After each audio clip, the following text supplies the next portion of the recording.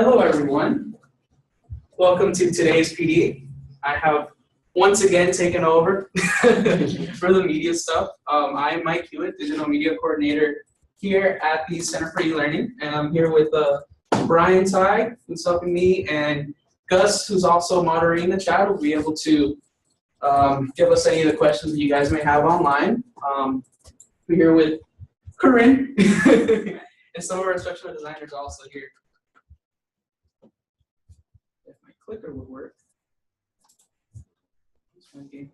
So today we're going to be talking about media tools that won't break the bank, and more importantly, that won't break you. And by that, by breaking you, obviously what I mean is stuff that are simple, easy to use, free, obviously we want to break the bank, and things that are readily available to not only you as a faculty member, but also students that are available on the internet. So, of course, since we are in an educational environment, we love our objectives, right? We're going to recognize different ways to record media content. We're going to review basic instructions on video and audio recording, as well as identify reasons why one would use these in an educational environment, both online or face-to-face.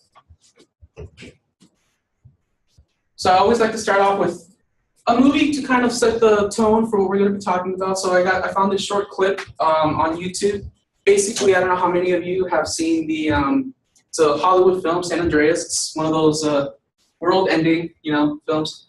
And I found a clip that was recorded behind the scenes that basically shows all the recording that went into it without the special effects. So it's really interesting to see, what we saw in movie theaters, what we saw on TV, what you might have seen on the internet, and how they actually recorded it.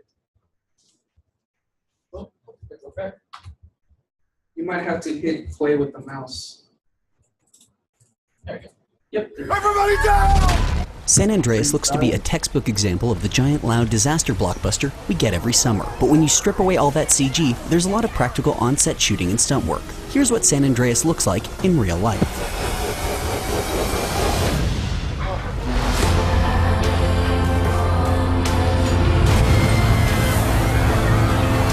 So this is just showing examples of what we saw in the trailer and what we saw in the movie. Go!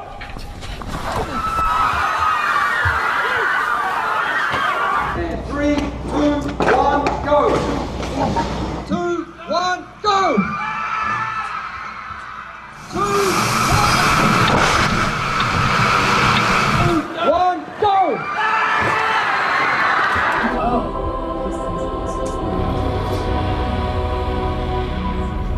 So it was the finished film. It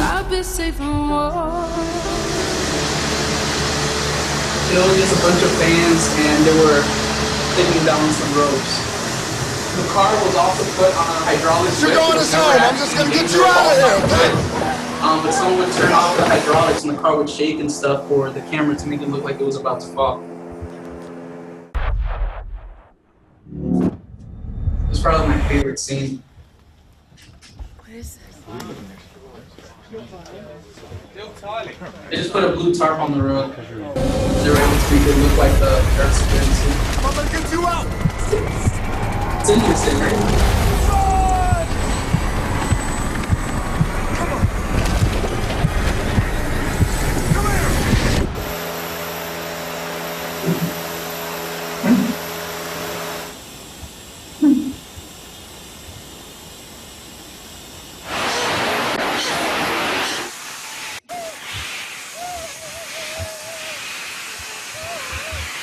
Don't you quit on me!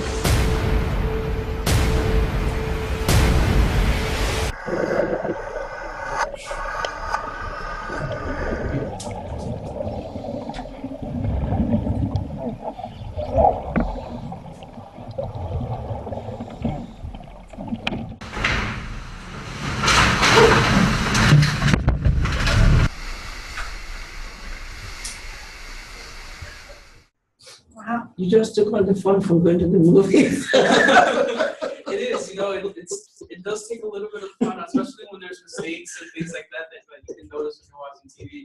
But I think it's really it's making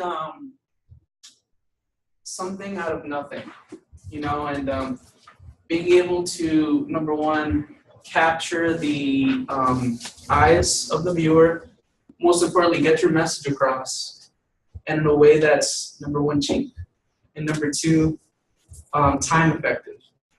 Hopefully both at the same time.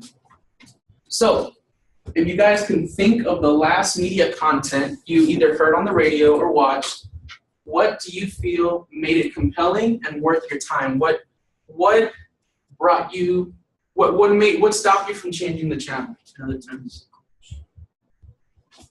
I think you too.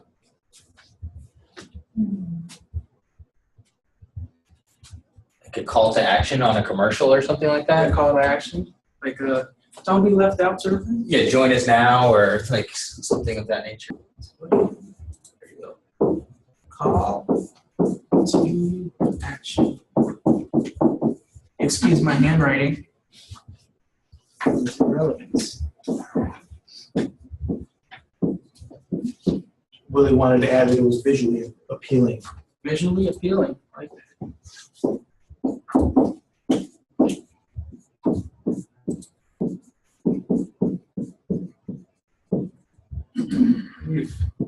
Not sure my spelling's right. It's appealing. And so for me, if I'm listening to something on the radio, it has to be relevant, interesting, and something that makes me want to stay and listen to it. Otherwise, I flip it or change it or do something else.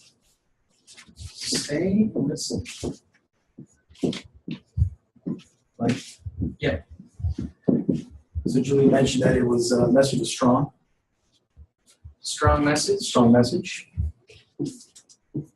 And Kathy stated that she felt a connection with the speaker of the character. Or the character, rather. Connection. That's awesome.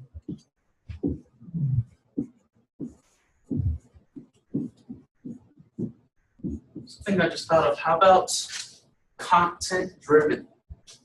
You know, since we are in a university, since we are in an environment where there's a lot of learning, a lot of thoughts, a lot of ideas. Because mine has to be educational. Like Exactly. I watch Jeopardy, and that's about the only thing I watch on TV. Yeah. Jeopardy. Yeah. Yes, it has to be Education. Yeah, definitely.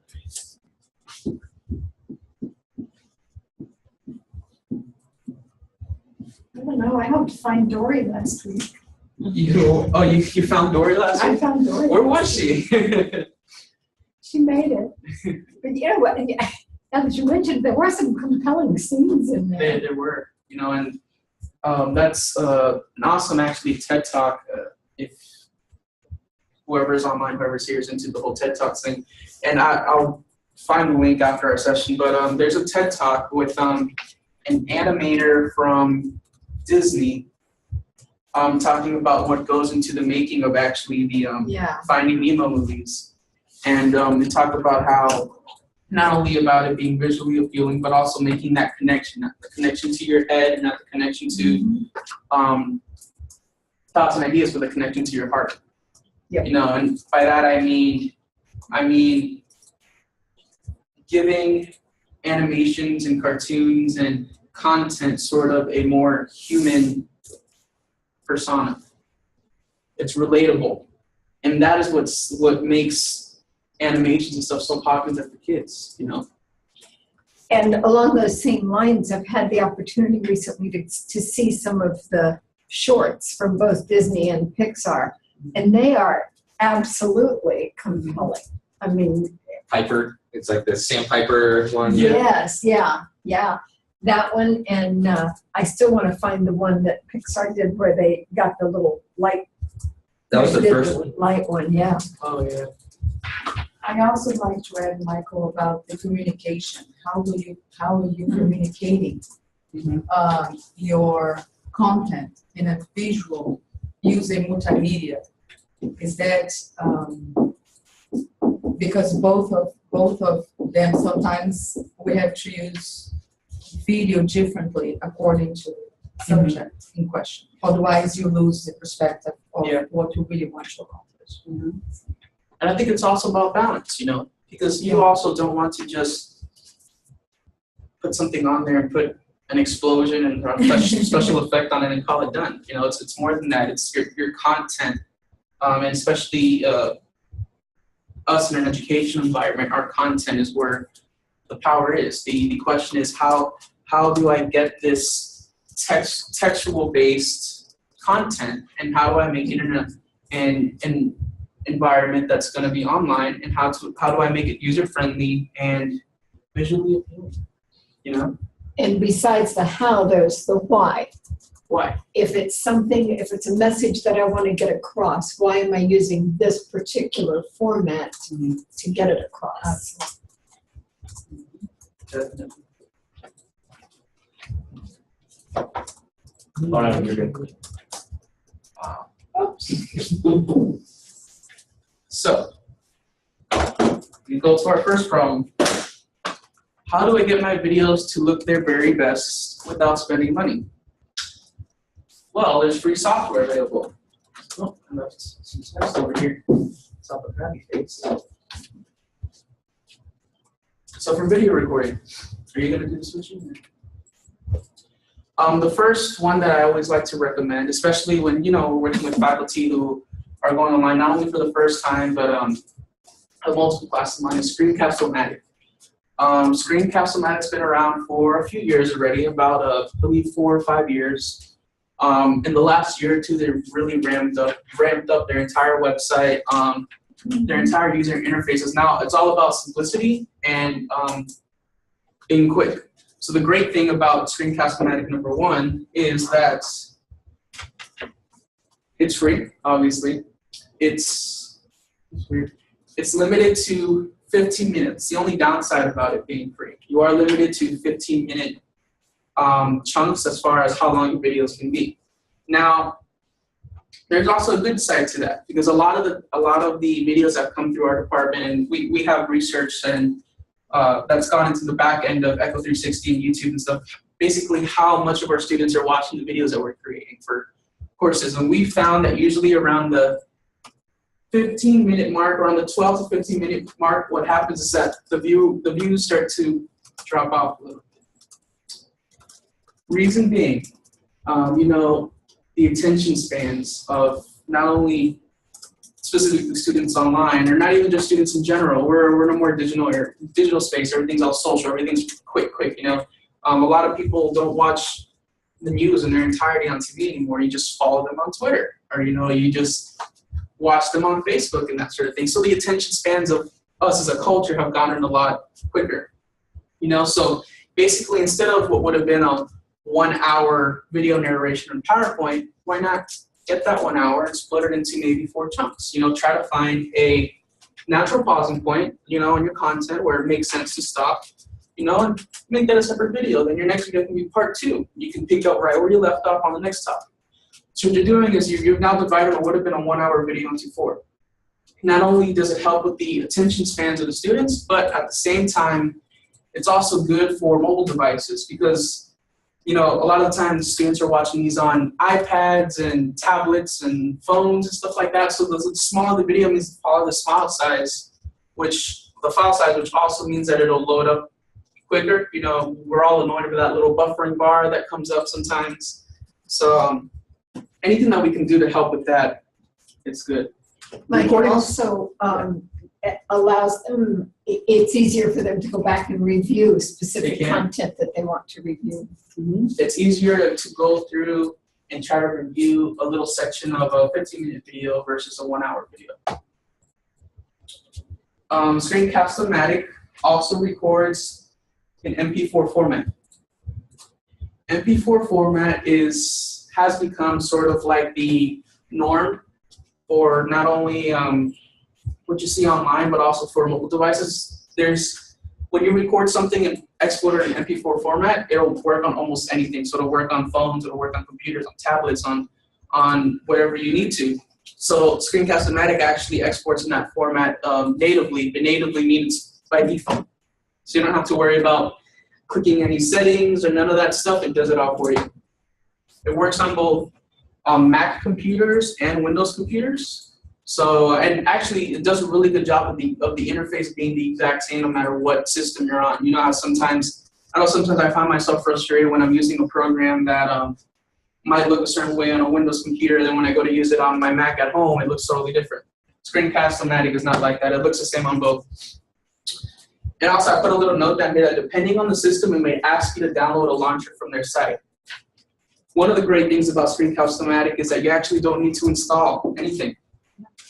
You just go on their website, you hit start, and it records. There's no installation of a program or anything like that. Now, the reason I put that little note down there is because when I was doing some more research on their technical guides before I was building the presentation, I haven't experienced this. I'm just putting it out there just in case. It did say that there are some systems, you know, if you're running anything before Windows 7, I think, so Windows Vista, Windows XP, that sort of thing, when you go to start your video recording, you're just going to have, it's going to tell you download this real quick, and that's it. Once you download that once, you'll have it. You won't ever have to download again. It'll work just like the regular users. And here's the website up here, so you want to go to screencast-o-matic.com, and there's all the information for you there too. And let me go back here. So that's actually the website. You see here's the start recording button that I was talking about. So when you actually hit start recording, it'll start right up. There's no need to install anything. And they're actually really good at their tutorials. They actually have a whole library of tutorial videos on how you could get started with it and what's the best way to set up your microphone and that sort of thing. And they do have a whole support area that's pretty popular with their forums. Since it is a free service, it's become really popular in the last year or two. So there's a lot of activity on their support forums and people asking questions and collaborating and that sort of thing. So you are not alone. And right here, there's a section here where you can go into their pro account, which is what I was going to talk about next. So their pro version, they do have a paid version that gives you everything that you can get on the free version, but with a little extra stuff. Number one, you get unlimited video recording, so you're no longer limited to the 15-minute chunks. It's not going to cut you off at the 15 minutes anymore. Recordings are still in the MP4 format. Now, the biggest and probably best difference from the two is that you do get editing options. And by editing options, I mean you can, after recording, let's say, I don't know, your dog barks in the middle of your recording, or you make a mistake and you need to sort of stop and pick up. With the pro version, you're allowed to go into that little section, cut out the part that's bad, and match the other two sections together like it never even happened. It gives you the opportunity to do a little bit of movie magic. And not as much, obviously, of what we saw in the Hollywood trailer, but hopefully you don't need to jump out of your helicopter or something for your biology class. But you do have the options to cut and splice, like I said. You can add text. That's really important too, because with text, you know, you can add a little 2 to 5 second title card in the beginning of your videos, where basically you can name your video. You know, you can put Unit 1 or the topic of your lecture, Part 1. Your next video would say your topic of your lecture, Part 2, and that sort of thing. What it does, number one, is it makes it look a lot more clean, a lot more organized. And it's beneficial to the student because they can make sure right away if they're watching the right video. You know, instead of having to scrub through and try to figure out if they're watching the video that you assign them, they'll go right away in the first 2 to 5 seconds with the title card. You can also add music. You can add if you want to get fancy, you want to add a little title card with some music or something like that, it gives you the option to do that. And all of this is $15 per year. So it's a little bit over $1 a month, which is an awesome deal for everything that program does. Another program that we use, like Camtasia, the educational discount version starts at $150. Yeah, for the license. So this is an awesome deal. You would have to use Screencast-O-Matic for over 10 years to be able to come up for the same amount of money that Camtasia would cost. And you're getting nearly the same capabilities of it. And again, there's a website, screencastomatic.com, if you want more information how to download that. And I included here a video of it's a short 2 to 3 minute video of sort of what it can do, what features are included with it, and it does explain a little bit of the differences between the free and the pro version. Let's start that. Welcome to screencastomatic.com. To get started, click the Start Recording Screen Recorder page. To get started, click the Start go to the Screen Recorder page. If it's your first time, you may be prompted to download our Screen Recorder launcher to use the recorder from your browser. You can also click this link to install the recorder as a standalone application on your Windows or Mac PC, so you can run it outside the browser. After you get set up with the recorder launcher, then you can refresh the page to launch the recorder. When the recorder starts, you'll see a black and white frame with a menu for the recorder controls. You can choose to record just your screen, webcam, or both the screen and webcam using these buttons. The free recorder is limited to create 15-minute recordings, but you can upgrade to the Pro Recorder to make it unlimited. You can drag and resize this frame to record anything on your screen, or choose from some standard HD sizes or full screen recording. The recorder will be set up to record the default mic on your computer, or you can select a certain mic using this button. If you're on a Windows PC with Vista or later, then you can also record the computer audio if you have the Pro Recorder. When you're ready to record, click the record button, and all of the action inside of the frame will be captured. You can pause and resume the recorder, preview your recording, and restart if needed, or click the Done button if you're finished recording. After you click Done, a new window will appear where you can choose to save the recording to a video file, upload to screencastomatic.com, or YouTube. If you upgrade to the Pro Recorder, then you get a lot more uploading options, which you can see by clicking this icon. The Pro Recorder also adds editing tools to cut, zoom, blur, add overlays, and much more. That's it for this quick intro. For more tutorials, click on the tutorials link at the top of the page at screencastomatic.com. So you notice how I said at the end about the tutorials page? That's what I was mentioning earlier. This is sort of the first video in their library of many different tutorials they have on how to use a program, how to take advantage of your time, and that sort of thing. They're really, this is one of the best tutorial sites that I've seen on.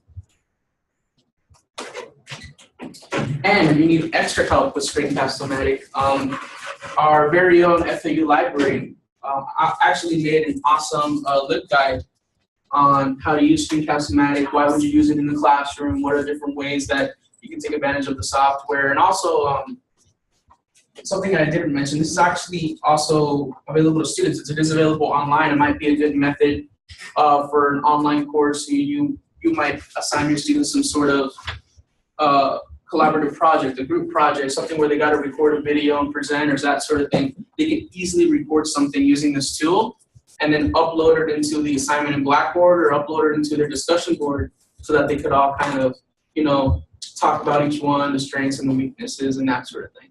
It's an awesome tool. And there's a link for the libguides. Back there it is.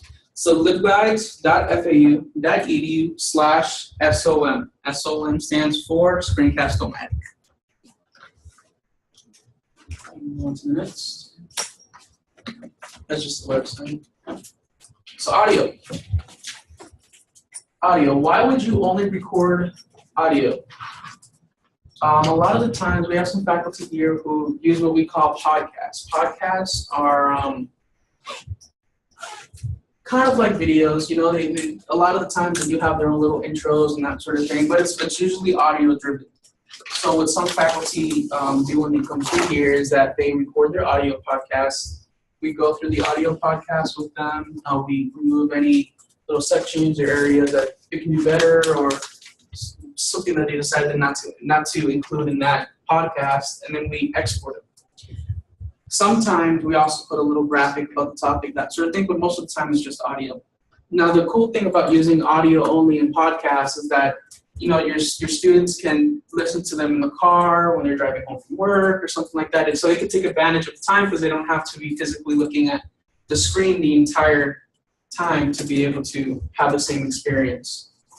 And these are great for little micro-learning sort of thing. By micro-learning, I mean, you know, as you go teaching your online course, you'll figure out sort of, students are creatures of habit, obviously. I was a student 2 years ago. I know I am as well. And you'll start to realize sort of areas, maybe not only in your content, but in other areas in your course where students have sort of the same answers. Now, what that tells me is that, you know, maybe I can rethink the way I'm explaining this. obviously there's something that I'm not communicating to my students if I've been asked the same question X amount of times. So using this sort of software, audio, or the video, you can easily open up your laptop, record a very quick little 2 to 3 minute thing, not more than that, because remember their attention spans aren't very. Record a little 2 to 3 minute thing, sort of covering the topic, maybe covering it in a different way, but basically filling in the loopholes within your course. Now, the benefit of that, once you start teaching your course, once you're 2 semesters, if you've taught it 2 to 3 semesters, as time goes on, you basically develop this bulletproof course where you've already filled in all the gaps, and it allows the students to focus on the content and not focus on the issues they're having. There's this other program is called Audacity. This one's just recording for audio, also free, and that's a little snippet of their website. They also do have a help area, and here in the help they have right here at the middle left of the screen that are frequently asked questions and documentation. The documentation area has PDFs that you can download that show you how to install the program, how to record your first thing, different things like that. It's not unfortunately, Audacity doesn't have a form section like Screencastomatic does. So it doesn't have as much as the bulk of people asking questions and that sort of thing. But the documentation is also very good, and you do have a FAQ section. And the good thing about Audacity is that it is a free software that is, what's the term? It's a term that's available to the public. But like you can add things to it and that sort of thing. You know what I'm talking about? Huh? Open source. It's open source. Open source. It's an open source software. What that does is I'll see it, or maybe you would. I wouldn't do this, but basically people who are into programming, that sort of thing, there's actually widgets and things like that available for Audacity, and there's also a ton of YouTube videos available for free. Obviously, YouTube is free, where we'll show you, how to use Audacity in this way, how to set up your microphone in this other way, how to make yourself sound like a radio announcer and stuff like that using Audacity, using this free software. And I watched actually a few of these videos yesterday, and it was awesome. Had some 8-year-old teaching me how to set up a microphone and stuff like that. But it's amazing. You can get everything you need from just a simple YouTube or Google search. And it's also Windows and Mac compatible, no matter what system you're on. And it looks the same on both. So here's a snapshot just of basically the user interface of Audacity. So see those little squiggly lines over here? Those are actually the sound levels of what it's hearing. So obviously the squiggly lines that are louder means usually that you were talking either louder or maybe your dog was barking in the background or something. But it's a good way to not only visualize your peaks of what you're speaking, either loud or soft, but also it helps to sort of separate if you made mistakes. Because what I do is that when I'm recording a podcast or a video and I make a mistake, I make a mental note of to take a little 5-second pause and then start again. So what that does is then when I'm looking at it after I've recorded, I'm going to see a bunch of squiggly lines, and then I'm going to see no lines, and then I'm going to see squiggly lines again. So I know that area here where there was no lines is the area where I paused. So I know that everything from that point forward is my mistake. What that does is it saves me time. I don't have to go through and listen to the whole thing. I can kind of use my little pauses as markers. If you're actually called wavelengths, not squiggly lines. I'm just being funny to call them squiggly lines. But the wavelengths, if they get too high, it'll also tell you. If they're too close to touching the top, what that means is maybe that your microphone was set up too sensitive. Some microphones have a little dial on them.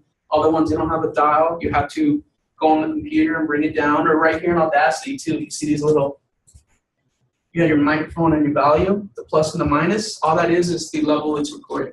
So if you do record a little test, I always like to record a test before I do it for real. And you realize, it's a little bit too loud. I need to bring it down. You can easily grab that little thing and slide it about, 1/4 of the way down or something like that, and it'll bring down your audio.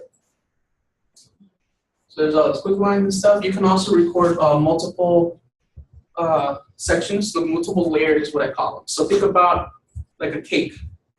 You have your one layer at the bottom, and you have another layer on top. So let's say you recorded, your part one. And then after you're done with part one, you realize, I should have added this thing at the end, but I forgot, and I don't want to do this again. You can very easily just go up here to tracks, add new, and you can record a whole nother section behind it. It'll start you off from here. So what you're doing is you're then adding another section of audio to that same recording instead of you having to start from scratch.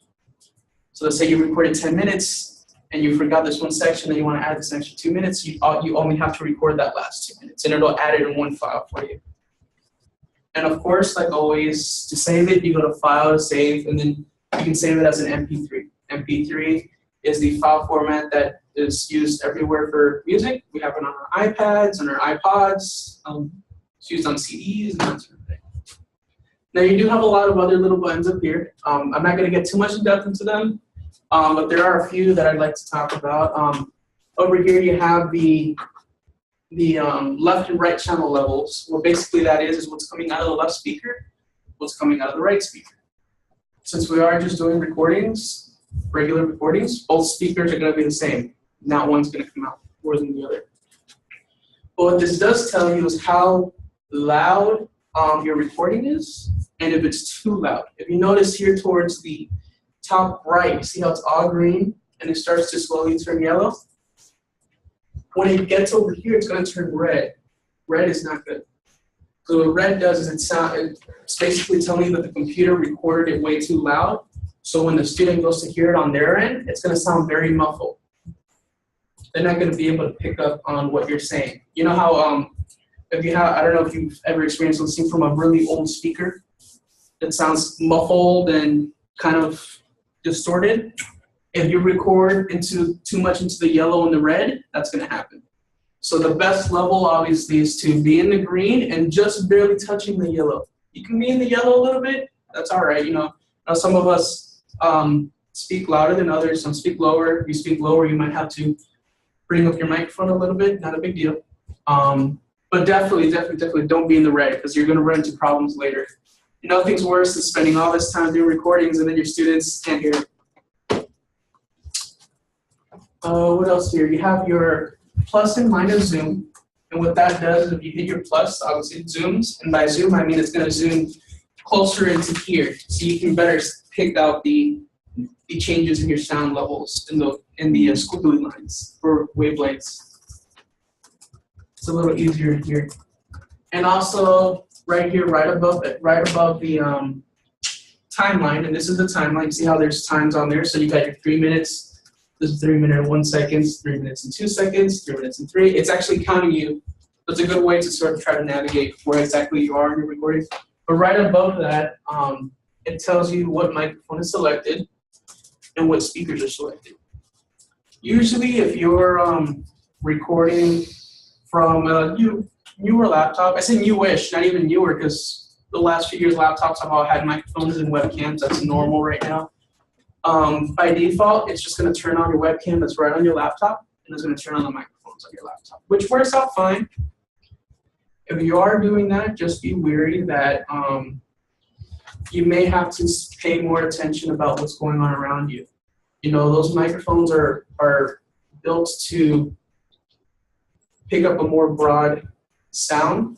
So if say you're in your living room recording your audio and someone's washing dishes in your kitchen, it's probably going to be able to pick up the water in the person washing dishes.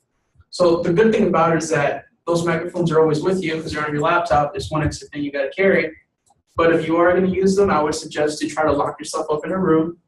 Be able to close the door in a controlled environment where you won't have anyone come in or make any extra noise.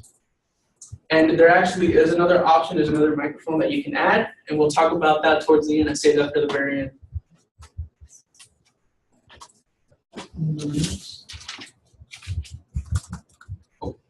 And here's the free version. Obviously, there's the website, audacityteam.org.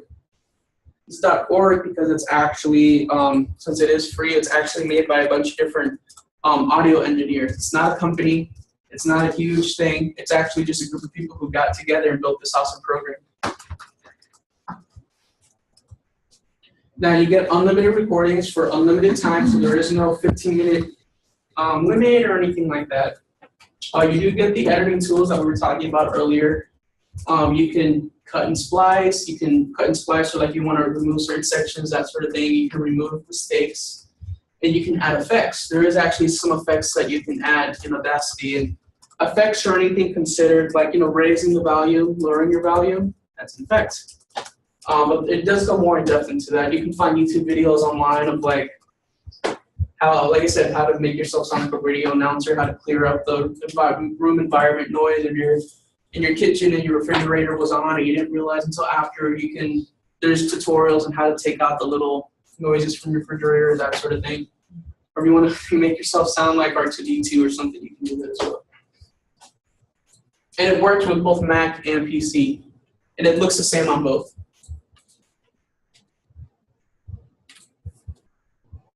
I think you got to click there in that video. This video was actually made by one of our faculty that went through eDesign. Her name is Martha, and she did this little video explaining her first experiences with Audacity and kind of a little tutorial, quick little basic tutorial on how to use it and that sort of thing. And this is actually coming from a faculty member here at FAU who did not know anything about the program before actually using it here. So she was able to figure it out and figure out to make this awesome video for us.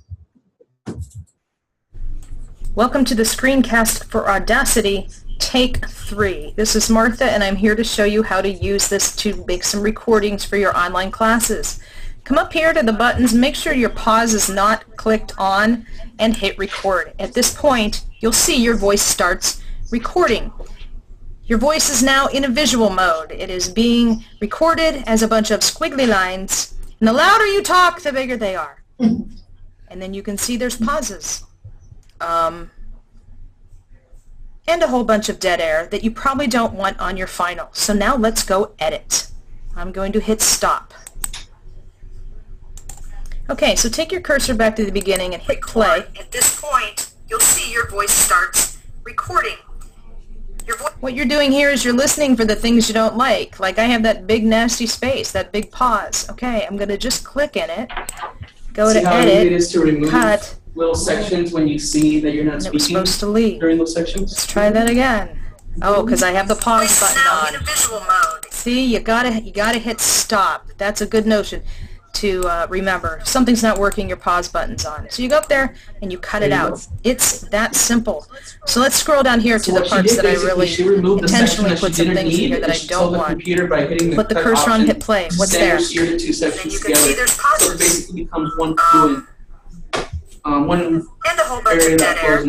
Okay, and I'm going to go get those out. So do I want this audio? And then you can see there's pauses. Yeah, I'm going to keep that in, but I'm going to get rid of all this junk. I just want to mention you can see about 2 seconds worth of stuff is about to go bye-bye. There it goes. Listening to a video or depending on how it'll sound better on your much you want to do, you can trim out. There's always a little bit of garbage at the beginning of each recording. There's always a little bit of garbage at the end. It depends on how much time you have that you want to play with these things. And I just want to show you real quick some other features that are fun to play with. If you click up here to effects, this is anybody who's into music or video editing, you'll see there's all kinds of effects that you can put on here. Normalize is a feature that I like to use. You're going to see how it just now squished this up a little bit. This is something people do in recording studios. Compressor is also something you might want to do. It compresses your voice. You can see how the screen changes every time you do these effects. You can always use an undo button, Control Z, if you don't like what you just did, and then just listen. Recorded as a bunch of squiggly lines to see what you think about things. If you want to get real fancy and put reverb or echo on your voice, you can do that. You can play with the equalization. For some folks who have a really annoying high voice, you may want to take those sounds down a little bit. This gets rid of the highs. But again, this is kind of fancy stuff. If you know anything about music or sound, I'm taking now the lows out of my voice, or you just keep your equalizer flat, and it doesn't matter. I tend to take out the highs, and it helps with the S's just a little bit. So once again, just to refresh, when you want to get started, you hit record. Up comes the screen. You see what's happening. Your voice is now visual. you see what a long pause looks like, and you don't like it. So click stop. Go up here to your text, click edit, cut. Oh, that blob, that's probably an is it? Yeah, it was a real nasty one. So let's go cut out that edit, cut, and now you're done.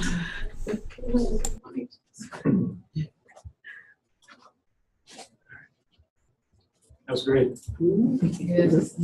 Oh, you see, Martha was able to show just how easy it is to use and that sort of thing.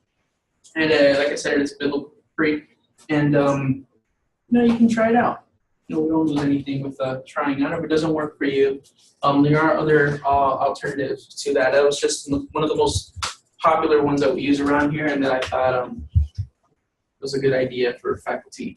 Now, new faculty as well, because it's pretty easy to understand, and you have the support there as well.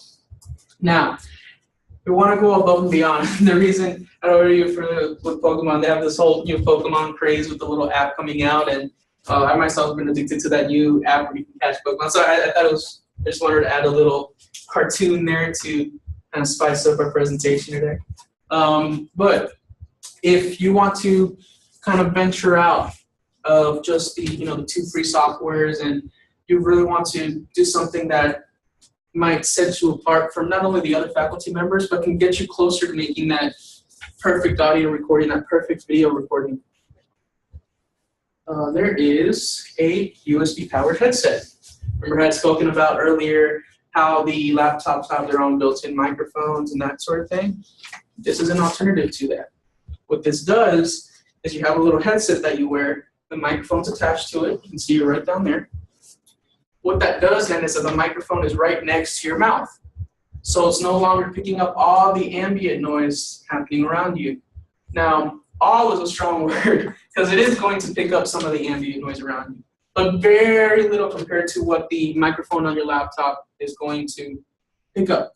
So if you're recording with one of these headsets, if you're, let's say, in your bedroom and your refrigerator is running in your kitchen, it's not going to hear it. Whereas the microphone that's built into your laptop, it may pick up the humming. Also, these are very portable. They fold up. You can put them in your bag, put them in your book bag, in your briefcase, not a big deal. And if you notice, they plug into your computer via USB. The USB does 2 jobs. It powers the headset, and it also sends the information from your voice over into it too, so you don't have to worry about running around with batteries, or if batteries die or something like that. If your computer's running, the headset will run with no problem. And it does help make your voice a little bit more crisp and clear, and it works with both Mac and PCs. And if you want to get really crazy, they got headsets that also work with phones and mobile devices. You just might need an adapter to adapt the USB to, let's say, an iPhone or an Android or something. That is available, but those are for the who want to get really crazy to be able to do these on the run. The headset that was early in the photo is the same headset. This is whenever I have a faculty member that's asking for what would be the best headset to buy, that sort of thing, I always recommend this one. It's by a company called Logitech, bigger company. You notice it's been purchased with 2,700 times. I took this picture about 3 months ago, so it's probably over 3,000 already. And I've had experience with this headset as well. I have one of these at home, and a few of our faculty members use them. And they're plug and play. They work on both Mac and PC. They're only $27, which it's an investment. If you see yourself, recording these next semester as well, or continuing to record more things, for the investment of $27, it might be worth, investing in a headset and making sure that you sound your very best, right? It's available on Amazon, and you can also find it at some retailers. I'm not sure if it's going to be the same $27. I haven't done any research. That's just where I purchased mine from. And I am not paid by Logitech in any way to advertise this. It's just the cheapest one that does the best job that I found for you guys. But we're going to look into that. But we're going to look into that. I'm going to send them this video. Hopefully they start paying me. And that's it. If you guys have any questions, or anyone online have a question or more clarification on something? Anybody over here? I'm just thinking about the advantages of Audacity and the voice over the PowerPoint. Like you typically I use PowerPoint. You have your slide. Yeah. You have your slideshows, and then you record your voice along the PowerPoint, right? Yeah. So how do you compare those? Yeah. Well, you're talking about the use of audio in a PowerPoint presentation, is that what you're speaking of? Well, what I usually, part of the process that we go through, what faculty go through when they're building an online course is that we will call media consultation. We sit down and we see sort of what content they have. Either they're coming from a face-to-face to an online environment, or they're just diving right into the online environment. Instead of reading your PowerPoint verbatim, think about it as an extension of what you're voicing in your lecture. So instead of having text on your PowerPoint and reading the text to your students, how about saying what you want to say and using your PowerPoint to visually get your point across? And by that I mean, if I'm doing a lecture on the biology and photosynthesis of trees or something like that. While I'm going on and speaking on my lecture, just like I would to my regular students, I can actually have photos of the trees I'm speaking of, photos of of what happens when the sun and the rays come down, and photos of that sort of thing, and I can speak over the images instead of physically verbatim reading my bullet points. So it does two things. Number one, it helps your student focus on what you're saying, and number two, it adds a little bit more clarification to what you mean when you're saying those things. I remember a course I took, a geography course with Dr. Fadiman when I was doing my undergrad here at this university, actually. When she was speaking, it was a geography course, so when she was speaking about different countries, she would actually bring us artifacts from these countries that she went to go visit. So being able to, she's now teaching a course online as well, so being able to sort of have that same experience was very important to her. So what we did, we took pictures of those artifacts and she put them in her PowerPoint. So now the students in the online environment are also able to see the exact same thing that the students in the physical environment were able to see. And she used images from places that she traveled. She only lectured about places that she traveled to. And she's traveled to over 75% of the country. It's crazy. But it's a good way to sort of balance out and to add a little bit more weight to what you're saying. And also, the student what it does is it forces the student to listen to what you're saying, because that's where the content is. Instead of just copying your PowerPoint and printing it out, they have to physically listen to what you're saying and listen to sort of your spin on it. Does that sort of answer your question? Yes. And you can do both of that with Screencastomatic, right? You could record your screen while talking on the top. The screencast, we can do that, but the Audacity is purely just audio, right? Yes, it's pure audio. That's Audacity. And some of our faculty prefer that. Number one, obviously it is easier because you only have to worry about the sound aspect of it. There is no visual aspect. If you do want to have a visual aspect, what some of our faculty do is that they just grab that audio recording and put it into like a little video editor and just put text. They just put the topic part 1, and that will be through the entire podcast. It still forces the student to have to listen to your podcast, but if you want some sort of visual, that's there too. If you're starting to add more things to the podcast, I say why not just record an audio and video recording? You're making more work for yourself if you go the other way and trying to make it look like the other. I think Dr. Liu missed part of the presentation on the Screencastomatic, so we'll talk to her about that. Definitely. I'm sorry. I forgot about that. Did that sort of kind of help answer your question? We'll be more than happy to talk about it after. Do you have any questions? No? Anyone online? You stated good. Great job, Michael. Great job. Thank you.